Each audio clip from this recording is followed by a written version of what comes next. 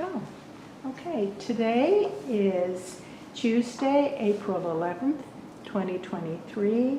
It's approximately 10 a.m. I'm Anna Segal, and I have the privilege of talking with Frances Steinberg, or known as Sister Steinberg. So, good morning, Sister. Good morning. Thank you for participating with this project. So, let's begin with you, if you don't mind telling us about your family of origin, the family you come from. Okay. Well, I was born in Dallas. My mother was born in Dallas. She was a Donosky, and her mother was a Tobolowski, and those are old Dallas names. And my father came from Lithuania, and he was about 5 years old when they arrived. And anyway, we have a long Dallas history. My maiden name was Rudberg.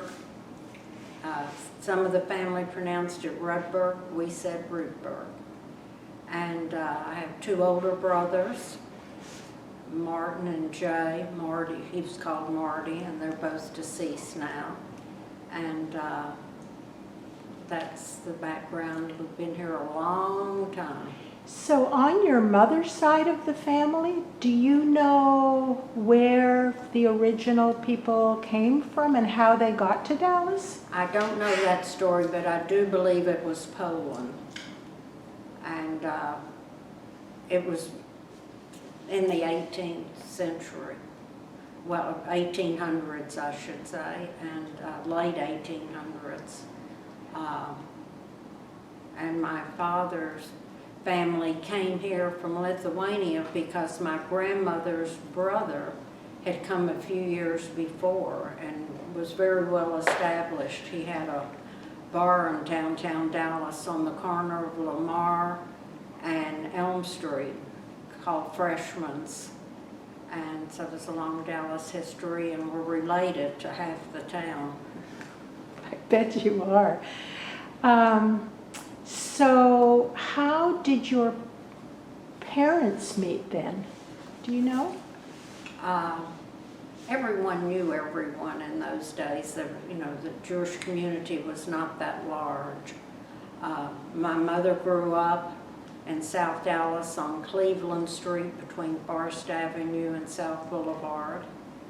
And my dad, when they came, they settled on, it was called Marion Street, I believe, and it's where the convention center is today. And he told me, who all lived around there, people that I knew when he grew up. Their children were even friends of mine. And so it was a different atmosphere than today. Everyone knew everyone. So when you were born, where did your family live? We lived on South Boulevard, between Atlanta and Edgewood. And it was a block and a half from Temple Emmanuel. It was, Tifereth Israel was around the corner. It was a Jewish neighborhood. There were 22 or 24 houses, both sides, counting both sides of the street, and only 3 were non-Jewish. And it was that way on Park Road behind us, and the whole area was that way in that days. And went to John Henry Brown Elementary, where half my class was Jewish. Went to Forest High, which is now James Madison, and it was quite Jewish too. And was your family affiliated with any of those? Sheriff Israel. Yeah, in fact, my grandfather was a gabbai there. He was one of the first. And now my nephew is a gabbai there, Kerry Rudberg, who's well known as the big chauffeur blower in Dallas. That's amazing. And so your given name is Frances. Yes. But I believe people call you Sister. That's a long story. My mother was sure I was another boy, and when I was a girl, she wanted to name me Fanny for her mother. And my father said, I will not have a daughter named Fanny today. And I always thanked him. I said I would have gone to court and legally changed my name. So I became your sister this, your sister that, and it just stuck sister until I was formally named. Back when I was in my 20s, I applied for what do you, when you're going to travel out of the country? Passport. A passport. And when I had to have a birth certificate, my first name was female and my middle name was baby on it. That's a good story. That's a good story. So what business or careers did your parents have? My father was in the wholesale jewelry business and it was diamond importing and mountings, wedding rings, engagement rings, manufacturing. And in fact, recently, the Dallas Jewish Historical Society published on Facebook that it was the oldest business still in the same family. It had been 95 years active in the same family in Dallas. And has the store moved location? It was up in office building. It wasn't retail, it was wholesale. And my nephew was the third generation to run it. So it stayed in the family for 95 years. And that was That's lovely. Did you ever work in the business? I did. My father had always wanted me to come work after college there, but I tried other things, and then I finally went over to learn the jewelry business, and I did learn it. I can tell a good diamond. Okay. So you told us which schools you went to, and then you went to college after high school? I went to the University of Texas, and I was there for a couple of years, but I played around too much and realized I'd never be a college graduate, which I wanted to be if I stayed. So I came home and went to SMU and graduated from there. And my first job was at the Dallas Times-Herald, the evening newspaper. I was in human resources. Then we called it personnel. And from there, I worked with a headhunting firm all the time when I needed employees.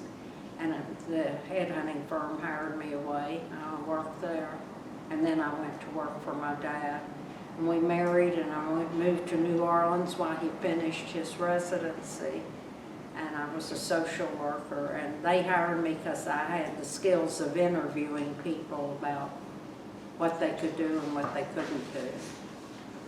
The background. Okay, so you lived in New Orleans for a few years. For a year. And then Joel went into the service and we moved to Fort Worth, and I was expecting our first child. And I became a stay-at-home mom. And then when we got out of the service and moved to Dallas, we moved to Richardson where he went in private practice. I also became a community volunteer, which I loved. Oh, so tell us about some of the things you were involved in the community. I always solicited for the Jewish Federation, the women's division. One year I co-chaired the luncheon, the annual fundraising luncheon. I volunteered a lot for National Council of Jewish Women. I was chaired the Minnie Hexter Milk Fund, which was the only source of free milk for babies or children in Dallas. And they got credit for my delivered Meals on Wheels for 17 years. And I did the volunteer projects at the hospitals, the hearing screening. I chaired that for a couple of years at Parkland, and it became so successful doing a hearing test on all high-risk. It was originally high-risk newborns, and then it became every child, every baby got a hearing screening. And it finally ended because Medicare wouldn't pay for it, or Medicaid wouldn't pay for it, so they had to they wouldn't pay for it because we were volunteers, we weren't licensed technicians. And I also volunteered at Children's. I was like the hostess in the ICU waiting room for a few years, and did some other projects. In fact, my mother, the first thing I volunteered at Children's Medical Center, my mother did with me. We were the reception desk. Then it became all technology, and they had to let us go. Mm.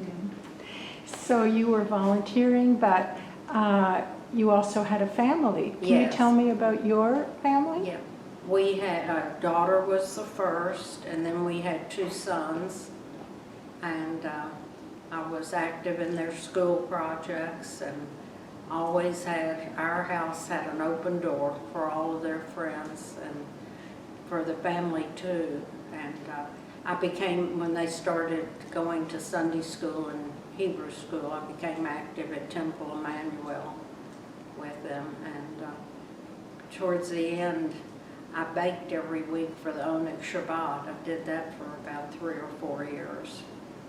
And So do your children still live in the Dallas area? 2 of them do. For a while, we had no children living here, and then we got lucky. 2 moved back, and we have 7 grandchildren, 2 granddaughters and 5 grandsons. And we now have 2 great-grandchildren and 2 on the way. And amazingly, we have 3 grandsons living in LA, and we're going to have 3 great-grandkids in LA. So, and our son lives, another son lives in Miami. In fact, we're going to visit him this week. Okay, so you're bi-coastal. Children on both From coasts. opposite sides. Yeah. So you've lived here almost your whole life, except for a couple of years. So you touched on it a little bit about the change in the Dallas community from when you grew up to now. Can you tell us about the things you've observed in the changes in the Dallas community? Well, number one, it's huge now. You know, you always see people you've never seen before. It used not to be that way. And when you start visiting with them and you play Jewish geography, there's a connection that you never expected with, you know, from a stranger. It's just, it's a very philanthropic, caring community, and it's grown from 3 or 4 congregations to dozens now, and you know, it's just amazing the changes that we've seen, and it's hard to pinpoint just one change, but and, you know, we moved here 2 years ago. We were one of the first residents that moved into the Legacy, Midtown, and we feel very fortunate to be here. We've met wonderful people.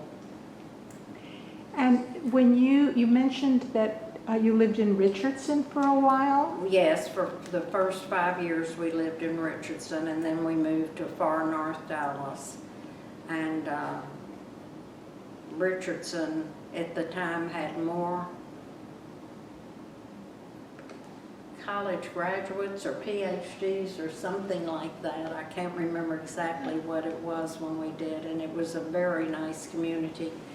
And my husband opened his practice there, pediatric practice, and then the medical school recruited him to come there. So it was a totally different career and lifestyle.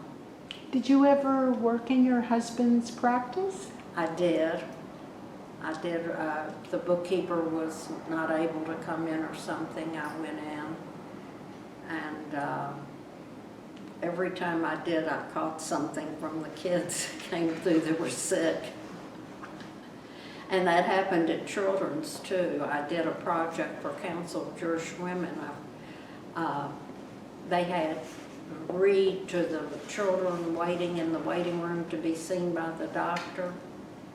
And then the child would get the book. And I caught everything that was going through there. That can happen. So is there any other thing that we haven't touched on that you might want to share? Well, as I said, our house was an open door for the family. We had all the holidays, big family gatherings, and we always had outsiders too. And I kind of miss that. But I'll tell a cute story though. I ran into Rabbi David Stern about a week before Passover. This was about 10 years, no, it was about 6 years ago. And he said, well, knowing you, you're busy with Passover. I said, well, no, not really. My son Jeff and his wife told me it's theirs now. And he asked me how I felt about it, and I said, I really didn't know yet. He said, well, I want to explain something to you. It's called Passover. Oh, I love that. That's wonderful. Yeah. That's wonderful. Well, thank you, sister. This has been really helpful and interesting to hear about the history of Dallas and your family. Well, I forgot to say that I was on the board of the Dallas Jewish Historical Society too. And I volunteered in the office. People would donate their old pictures and family albums, and I would sit down and put names to the pictures because they didn't have them. And I missed that. COVID kept me from doing that, but Jessica has promised me I'll get back with it. Oh, that would be wonderful. That would be really helpful, seeing that you know so many people in the community. Yes. That would be very helpful. Thank you. Well, thank you for doing this.